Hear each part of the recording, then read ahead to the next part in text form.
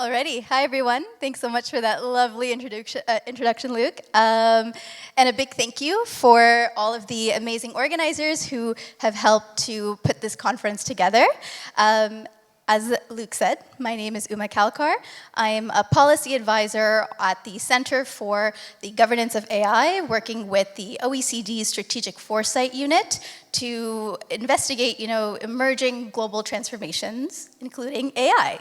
And today I have the privilege of sharing about how the OECD has applied strategic foresight to explore potential future trajectories and, well, why that matters, how it shapes our understanding of AI's trajectory, and why you all should be using it as well.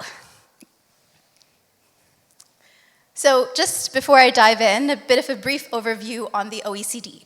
So the OECD, or the Organization for Economic Cooperation and Development, is a global forum that focuses on shaping better policies for better lives. It provides data and evidence for public policy, and it helps establish and implement really evidence-based kind of international standards. And most importantly, for folks in this room, we liaise with industry stakeholders through our business at the OECD committee. And we really kind of use that as this pipeline into understanding how businesses' perspectives can be brought into regulation and vice versa. Now, our work promoting economic growth and improving living standards is ever more important amidst a lot of technological change and uncertainties, from synthetic biology to emerging critical risks and, of course, to AI. This is where the Strategic Foresight Unit comes in. So what we do is we work with other groups within the OECD, sort of as a mini consulting firm within the organization.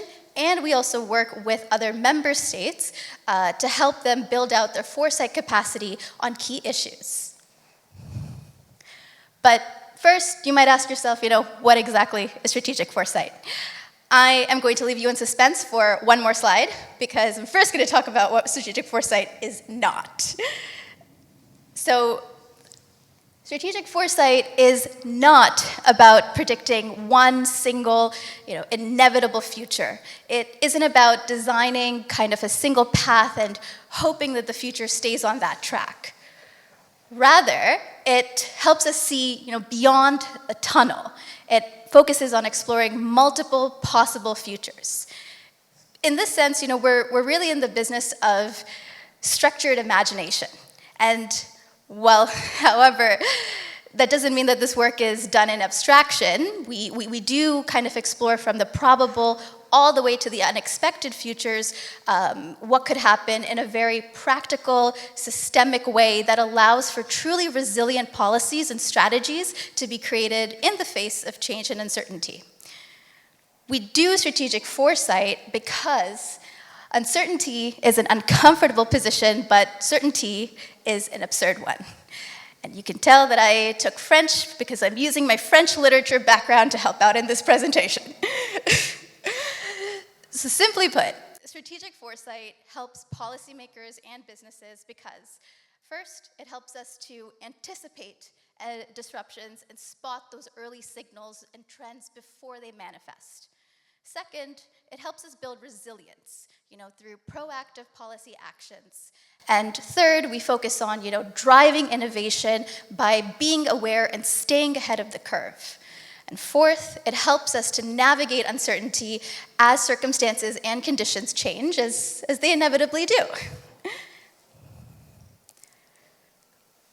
So, how do we apply strategic foresight in practice? In October, the OECD organized the Global Strategy Group meeting, which is a kind of large meeting of over 40 countries that was co-chaired by member states, Canada and Greece, in order to consider the futures of global AI governance, given its potential transformative impacts on AI, on economy, and on society as a whole. The GSG pulled from emerging evidence, weak and kind of early signals, as well as megatrends to explore 4 hypothetical AI governance scenarios that we set in 2035. These kind of went from an optimal scenario to 2 suboptimal ones to then a worst case one here that I'll dive into a little bit more as we get through our presentation.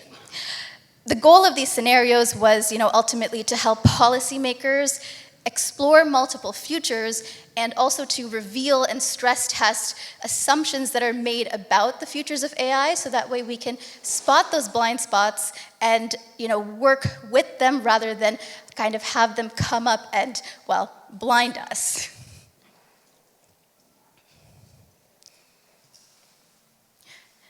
In our first scenario, which was about inclusive governance and shared prosperity, we envisioned an optimal future, one that had a human-centric revolution of AI that supported multi-stakeholder and inclusive global governance, ushering in breakthroughs in technological innovation that supported sustainable development growth, as well as industry flourishing through a fair and competitive market.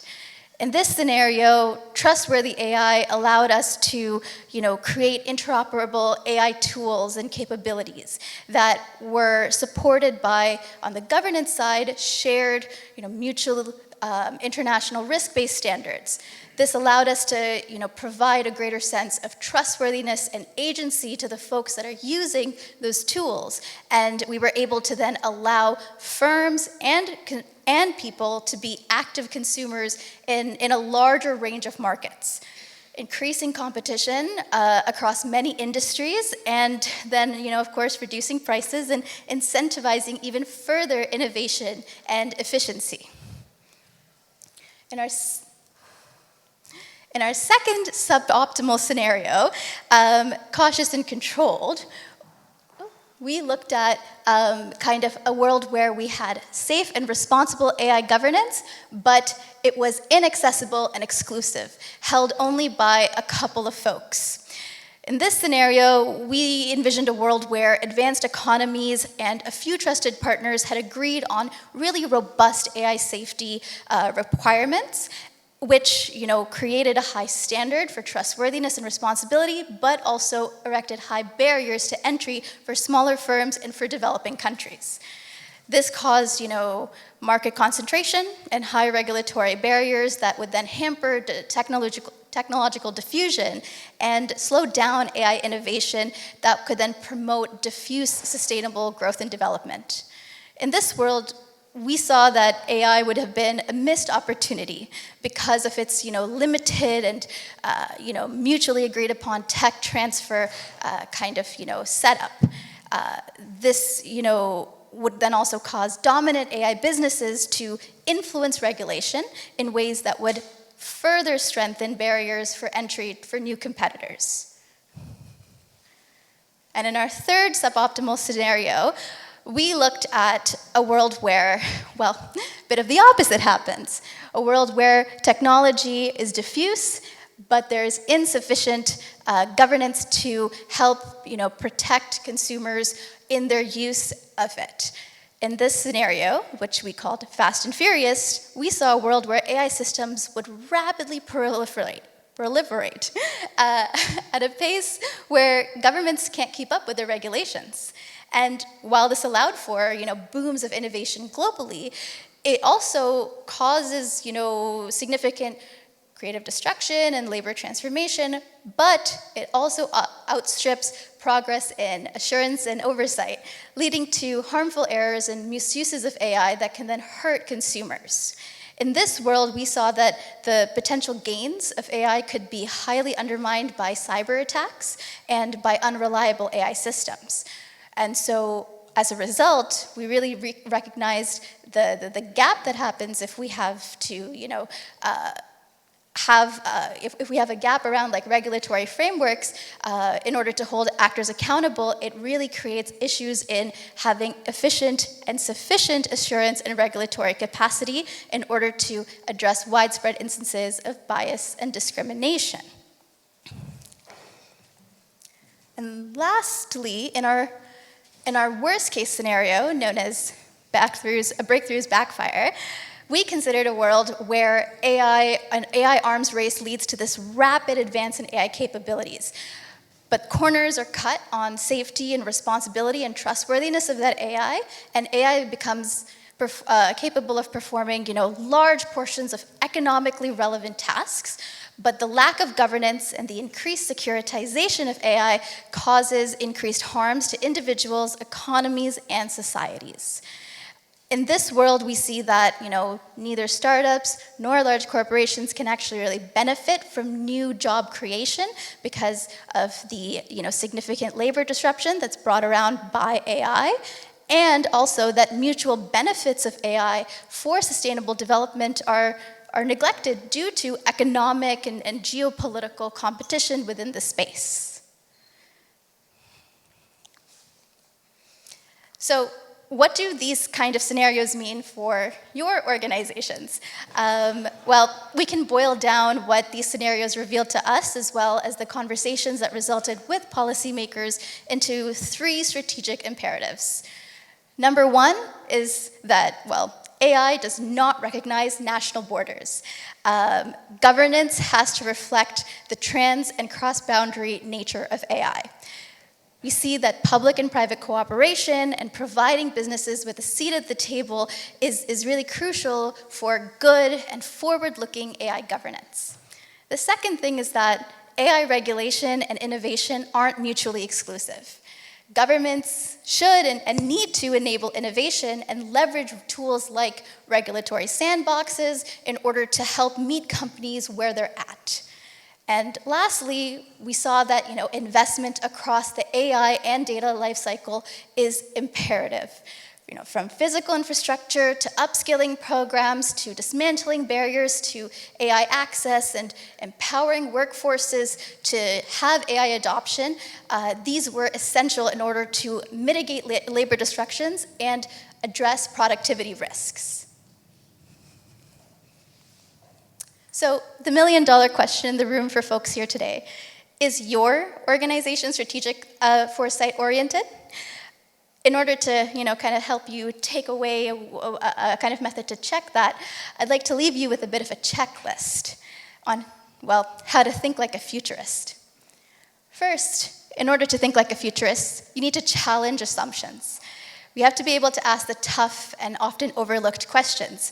These may look different for a governance audience where the tone of the work is a little bit different, but I'm sure that you guys have also been in a lot of difficult boardroom situations as well. Second is that you need to see time as a strategic tool. Through strategic foresight, we focus on not what could happen and what that kind of timeline would be, but we focus on what could happen, not just thinking about when it would happen. Rather than focusing on a timeline, we focus on actual content and disruptions that could happen down the road. The third thing is that we balance data and storytelling. We leverage quantitative evidence where possible, but we also do focus on bringing in qualitative and storytelling means to really capture those uncertainties that make strategic foresight a really important disruptive and innovative tool. And lastly, we focus on being a catalyst for changing minds. We really focus on encouraging reflection to help others see new possibilities and being a conduit and a facilitator for those conversations. And so, with that in mind, I'd like to close by giving a big thank you to the London Tech Leaders Conference for having me, and I hope that these are helpful things for you to take to your next meeting on Friday, or maybe on Monday. And I'd like to leave you with our report on the different futures of global AI governance that can occur. You can take a minute to scan that, and thank you very much again.